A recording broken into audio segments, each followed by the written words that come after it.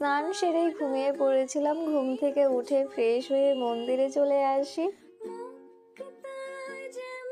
এই তো মামি লুচি করছে, এগুলো খেয়ে এখন আমি মামার সাথে একটু বেরোবো। মামা আমায় লোকেশনে ছেড়ে দিয়ে চলে গেছে, আমি আমার কাজগুলো সেরে নিয়েছি।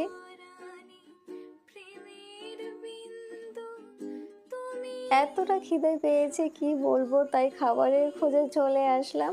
এই তো ঘুগনির দোকান পেলাম, ঘুগনিটা খেতে বেশ ভালোই ছিল।